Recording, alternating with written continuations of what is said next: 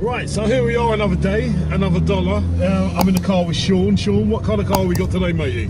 Blast from the past, mate. A 1979 Mazda RX7. That's the first year's model. Alright. So they launched them in 79, 78. And this is the first one.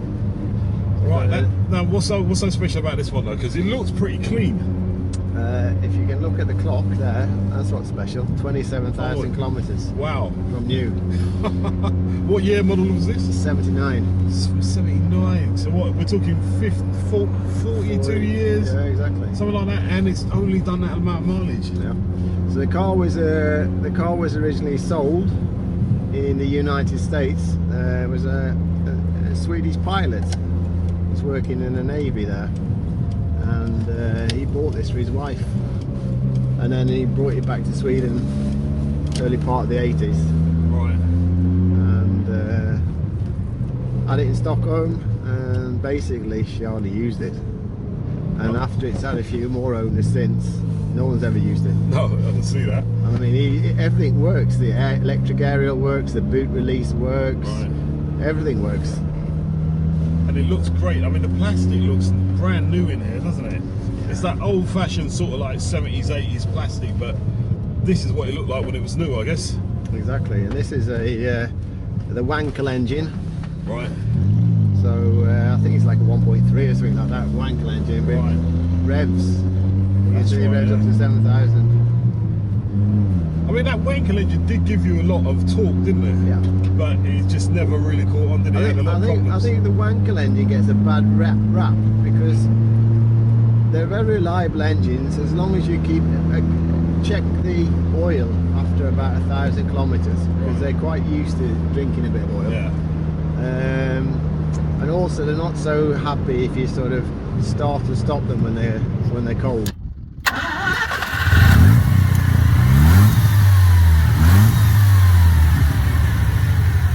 Right. It's better you let it run for 5 minutes to get warm, then switch it Right. off. Okay. Sometimes I'm talking about more of the newer stuff. It usually burns the coils after a while. Right.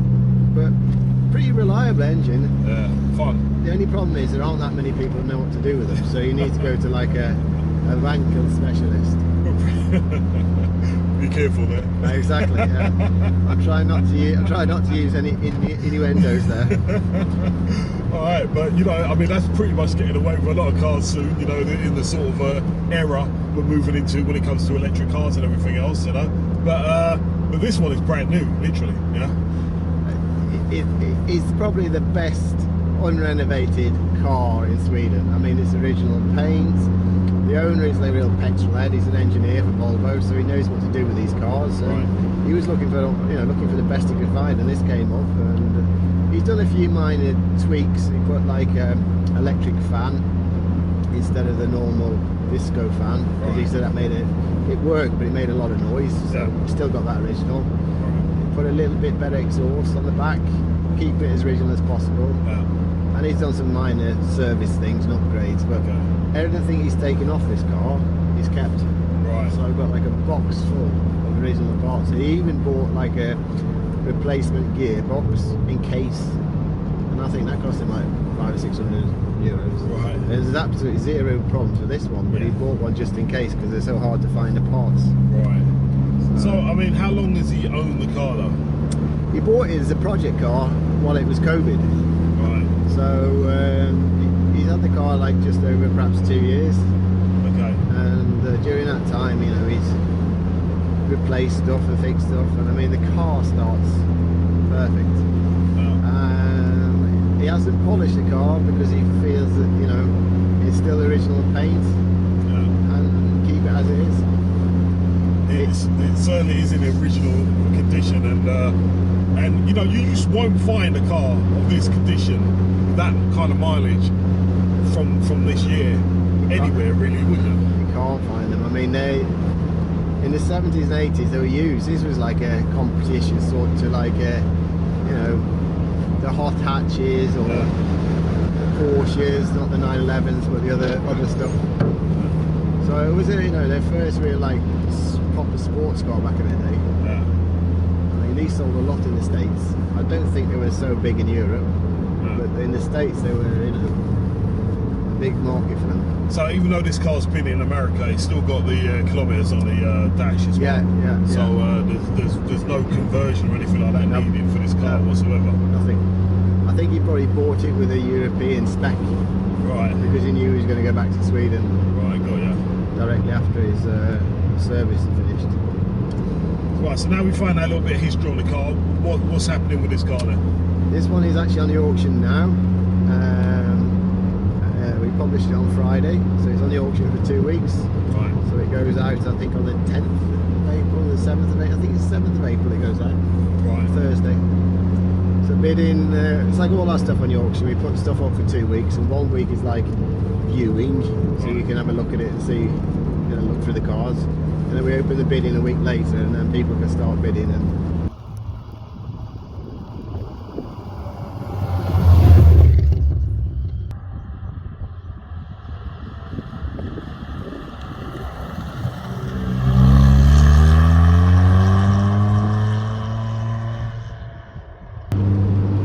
and if we're talking about power with that Wankel engine, you know, what sort of power are we getting from it? I think it had 105 or 110 HP, which Right. doesn't sound a lot, but then again, going back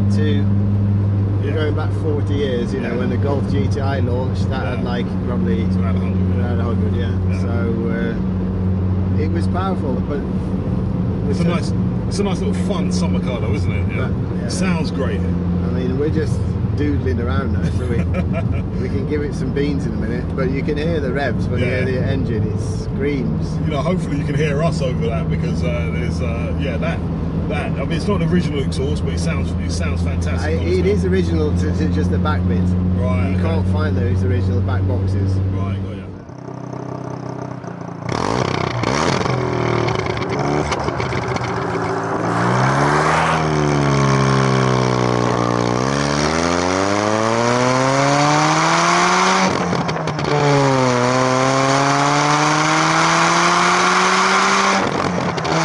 So he matched it to the best he could find. Right. Everything he's done with the car is to keep it. The car is to be kept in its unrestored condition. So the only things he's done is more or less upgrades or service.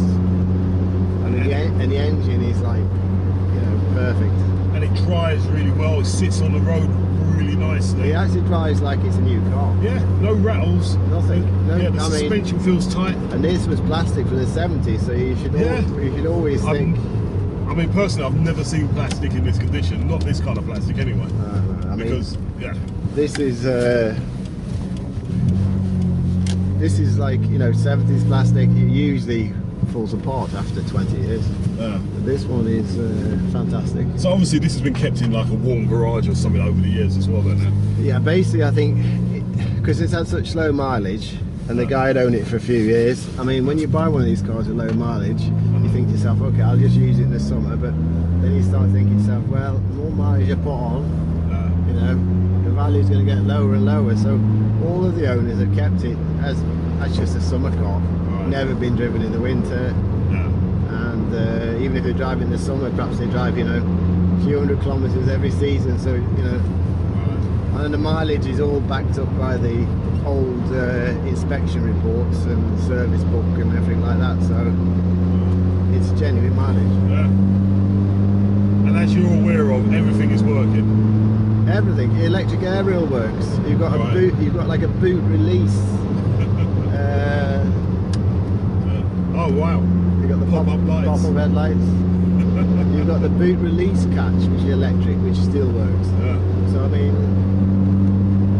it's remarkable that everything is in such good condition. Right. So this is one of them ones where you put your money down and you get in, you just drive, yeah? Yeah, and this car, I could sit in this car now and just drive to Stockholm 400, 500 kilometers without even having to think about like, oh, do I need to check this, do I need to check that? This car, it feels so good, you can do anything you want. It really it's like does. a modern day car. It really does. Well, there you have it then.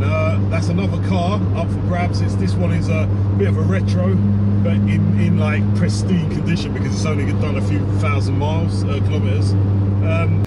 It's a Mazda RX7. Classic RX7. Right, so hopefully you enjoyed the show. Don't forget Bill Webb is the auction, and we'll see you all again next week for some more cars of Sweden.